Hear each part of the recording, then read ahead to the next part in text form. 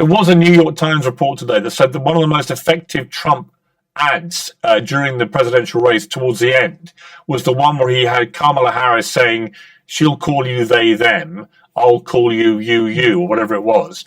And that turned out to be, to the Trump campaign team's surprise, one of their most effective ads of the whole race, apparently, which suggests it is a much bigger issue than some Democrats clearly want people to think. I saw Joe Scarborough on this yesterday, very vocal, saying this trans issue has gone completely wrong. The Democrats should not be supporting this kind of thinking. And Bill Clinton, apparently, according to the New York Times, he directly tried to get the Democrats and Kamala Harris and her team to understand that they had to come out against this.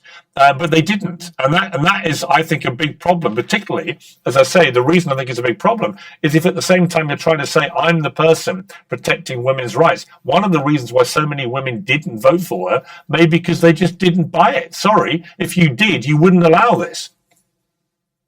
I'll respond to all those points. I think they're interesting points. I think, one, I'm not sure anyone, and again, I need to see the data to speak to this, just as we all should. I don't think anyone is voting for the president based on this issue. It could be an issue that tips the scale, but I think most people aren't voting for president based on this issue. I just don't think it's the priority issue of most people. Mothers are. I do. Again, they may be. I'd like to see the evidence of that. I can't say definitively one way or the other, but it's never happened before in any election, so this would be the first time. So if it's true, just show me the evidence. Hi guys, welcome back to the channel. So it appears that there are some Democrats who are still in denial about why they lost. They're still in denial about the importance of social issues to the American voter and how concerned people were about it in comparison to their main talking point, reproductive rights. Democrats elevated that above everything else, even the safety of women when it comes to the border, when it comes to soft on crime policies, when it comes to girls in locker rooms with male athletes. These are safety issues that are of concern to a lot of people. These are safety issues that are of concern to parents. When it comes to sending their daughters to school, most people don't want their daughters competing against male athletes. Most people don't want their daughters in a locker room with a man. I would think no one wants that.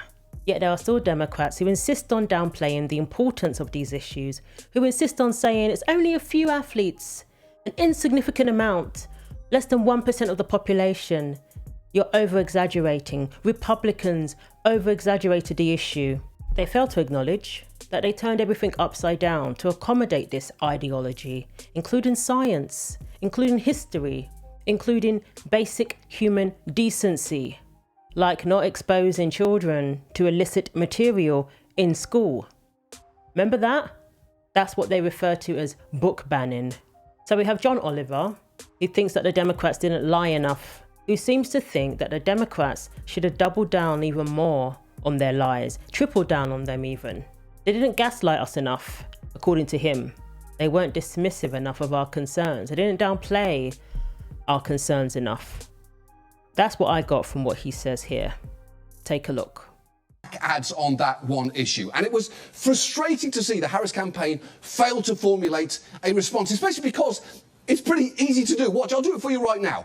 As we've discussed before, there are vanishingly few trans girls competing in high schools anywhere. Even if there were more, trans kids, like all kids, vary in athletic ability, and there is no evidence they pose any threat to safety or fairness. It is very weird for you to be so focused on this subject. And finally, if you genuinely want to address the biggest concern for most girls who play high school sports, you'd be less worried about this and more about the creepy assistant volleyball coach who keeps liking their posts on Instagram. So first of all, it wasn't attack ads. These were ads reminding people of her words. These are words that came out of Kamala's mouth. Nobody put words in her mouth. Nobody smeared her. This was just reminding people of her own words, of her own beliefs that she seemed to flip-flop on when it came to her campaign. So nobody was convinced. But what people were convinced of is that she supported the idea of gender reassignment surgery for inmates and illegal immigrants. It doesn't instill confidence when you realise that that's where her priorities lie. Even CNN was shocked about this. Even people on the left were absolutely shocked.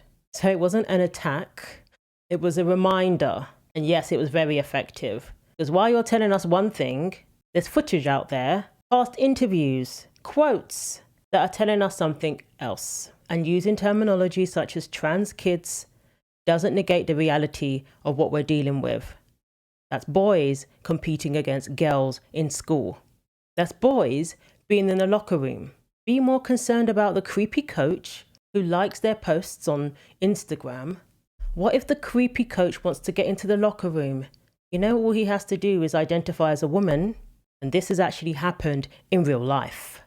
In Pennsylvania, a creepy coach, a creepy tennis coach, ended up in the locker room with the girls, changing with them, asking them about their periods.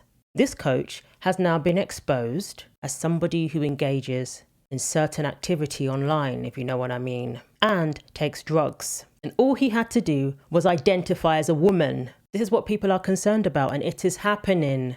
Whether it's one coach or 10 coaches who have been allowed into the locker room due to gender ideology, it's way too many. And it is unacceptable no matter how many it is.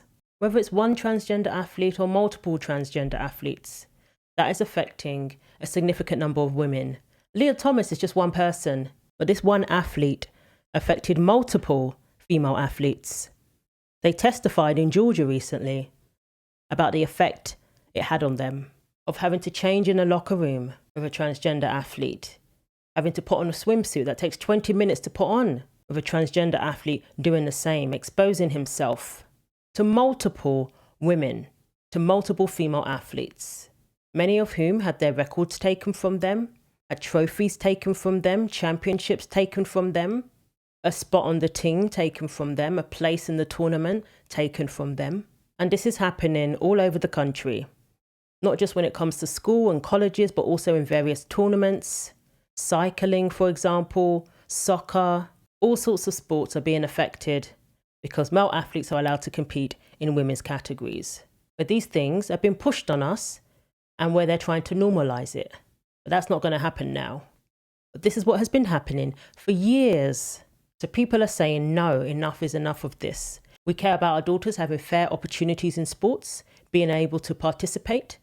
We care about our daughters being given access to scholarships and opportunities for those scholarships not being taken from them by boys, by male athletes. So much so that even Democrats are coming out now and saying that they don't want that for their daughters either. And to say that people are fixated on this and they're weird is absolute gaslighting. Because the people who are fixated on this are leftist lunatics who pushed this on the whole country, who tore everything apart, turned everything upside down, and pushed this onto children. Most people really didn't care, because it wasn't something we encountered on an everyday basis. But now, since it's been written into our education system, and kids are taught that there's more than two genders, the science has been changed to accommodate these ideologies. It's affected our sports, it's affected our beauty pageants, it's affected our language. We can't even just say woman now. We don't even know what a woman is. We have politicians, legislators, not knowing what a woman is. And you mean to tell me that people who are concerned are the weird ones? It's the Democrats, radical leftists, who took it too far, who became fixated on it, to the point where they tried to change the very fabric of our society to accommodate gender ideology. And it's as clear as day that this is a cult. So it's the radical leftists who are the weird ones. And not weird in a good way, because there's nothing wrong with being weird, but weird in a bad way. So much so that even Kamala couldn't even convince people that she cared about the economy. She couldn't convince people that she cared about safety. She couldn't even convince people that she was more concerned about the border, because she wasn't. So it certainly wasn't just one issue or one group of people that caused Democrats to lose. But that issue was more of a concern than Democrats realized. And here comes another condescending, dismissive, gaslighting take on the whole issue. Republicans spent hundreds of millions of dollars on anti-trans ads this election cycle, including one that showed Vice President Harris talking about government funding for gender-reaffirming care for prisoners and detainees. If that sounds like a particularly obscure issue, it is, because it applies to a tiny group of people. And it's also a policy that, by the way, was in place during the first Trump presidency. Another one of the lines that ran over and over again in those ads and throughout right-wing media is this idea that America is faced with a crisis of boys playing in girls' sports. Now, these ads created this perception that the issues of trans kids playing sports was dominating schools across the country, which is completely false. Some people got pulled into that argument. I mean, immediately after the election, Congressman Seth Moulton told the New York Times that, quote, Democrats spend way too much time trying not to offend anyone rather than being brutally honest about the challenges many Americans face. I have 2 little girls. I don't want them getting run over on a playing field by a male or formerly male athlete. But as a Democrat, I'm supposed to be afraid to say that. And then last weekend, Congressman Moulton came on this network to discuss those comments. I was just speaking authentically as a dad about one of many issues where I think we're just out of touch with the majority of voters. And I stand by my position. Maybe I didn't get all the words exactly right. But the point is that the backlash I've received proves my point that we can't even have these discussions as a party. Look, reflection is good. But if that were actually an issue at thousands of schools across the country, it would be worthy of a debate. But there are just incredibly few examples of transgender girls playing in youth sports. And when we see those examples, there isn't evidence that these kids are a threat to safety or fairness. When I say few examples, I mean that if you were to count the examples of transgender girls playing youth sports in any single state, the number often rounds to 0. Take Utah. When a transgender athlete ban was passed there in 2022, there was a grand total of one transgender girl playing in youth sports. When South Dakota passed a ban, only 1 transgender girl had competed in high school sports since 2013. In fact, when these bans were making their way through Republican state houses in 2021, legislators in more than 20 states could not cite a single instance in their own state or region where a transgender athlete competing was a problem. And yet, the noise on this issue has been constant. And according to Donald Trump, that is on purpose.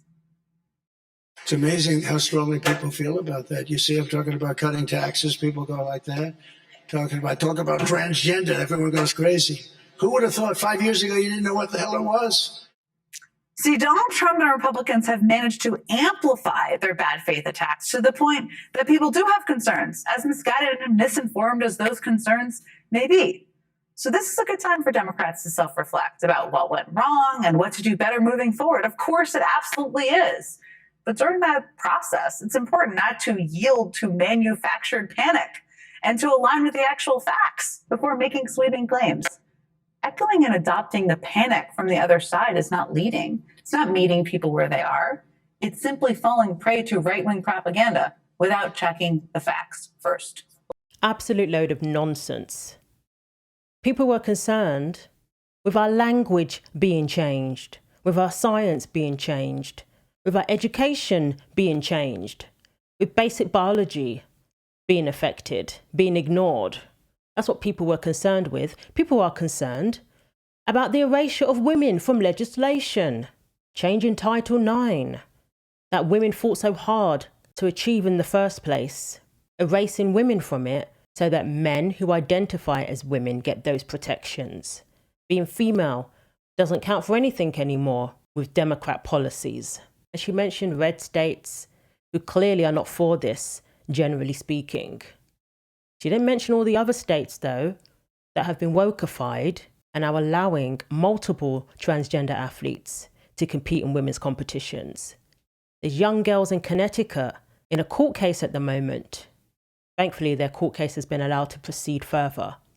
But they can't even put that they were winners on their resumes, for example, for job opportunities. So we feel strongly and believe that the Second Circuit will vindicate the right of these girls to go to court. And that's really what's at issue as a first step. One of the annoying things, Chelsea and Alana, in reading the case is how the court and the ACLU, which is representing the other side, come out with, she won. Look at Chelsea won this. Alana won this. What do you mean? They were winners. They did have the opportunity to win. As if you managed to pull out a W in one race, it should be enough. That, who cares if it was an unfair race in 10 others?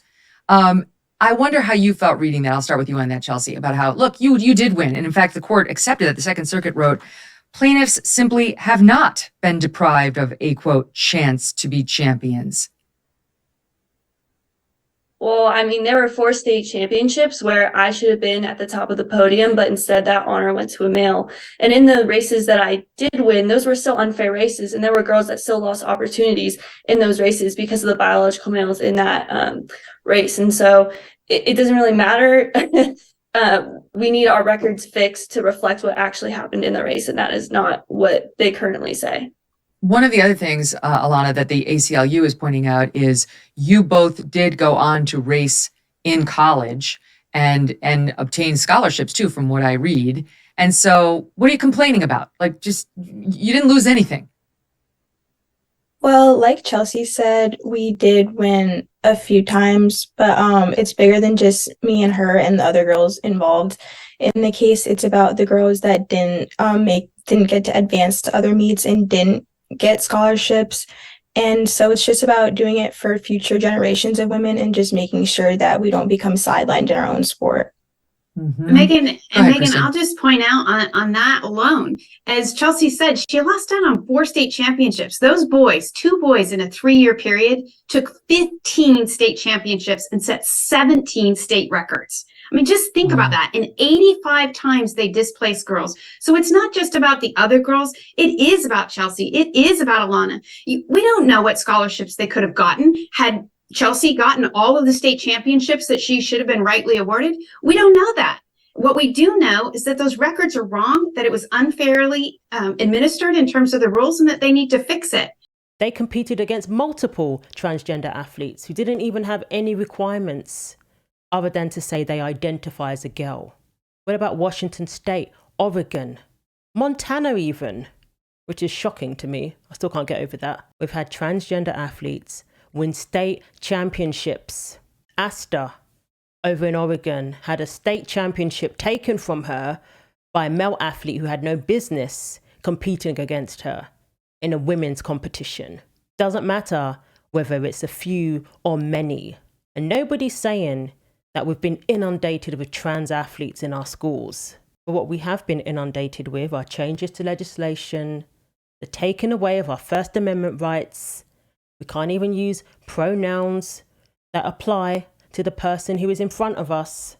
This is what we've had to deal with for the longest time. There are people who have lost their jobs because of this. That this condescending propagandist wants to tell us that this subject has been overblown. And that is why you lost. Because the Democrats didn't listen to the American people. The Democrats said it was their way or the highway. And people fought back against that.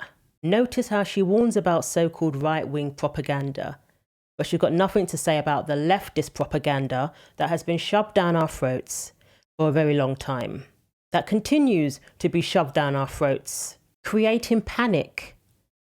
Who do we know who does that? Oh, if Trump gets elected, women are going to die, referring to Trump as Hitler, trying to make people panic about their decision to vote for Trump. It was the mainstream liberal media who tried to instill panic in people before and after the election. And even after multiple assassination attempts on Trump, they were still doubling down on their rhetoric that you're voting for fascists, that this will be the end of democracy. And it's funny how she mentioned that Trump supposedly spent hundreds and hundreds of millions on these ads, but she's got nothing to say about spending hundreds and hundreds of millions on celebrities. She's got nothing to say about Kamala raising $1 billion for her campaign and now being $20 million in debt. So much so that President-elect Trump has offered to pay vendors who are worried about not getting paid. Because from his campaign, there is money left over. So to say that the transgender issue really wasn't a big deal is to not listen to the American voter. When it comes to the exit polls, it was up there as one of the main reasons why people voted for Trump. It was in the top 3 reasons. The first one was inflation, so economic reasons. Inflation was too high under the Biden-Harris administration. The second one was too many immigrants illegally crossed the border under the Biden-Harris administration. And the third most prevalent reason for voting for Trump was Kamala Harris is focused more on cultural issues like transgender issues rather than helping the middle class. So nobody was buying it when she said, I'm from a middle class family and my priority is to help the middle class. Nobody was buying that. The majority of voters, according to one poll, are against men competing in women's sports, so against boys competing against girls. It's not like they think, oh, it's not a big deal. It's only a few. It's the principle of it. It's the failure to acknowledge reality, differences between males and females, regardless of identity. And let me know what you think. Thanks for watching. Like, comment, and subscribe. Take care of yourselves, and God willing, I will see you in the next video.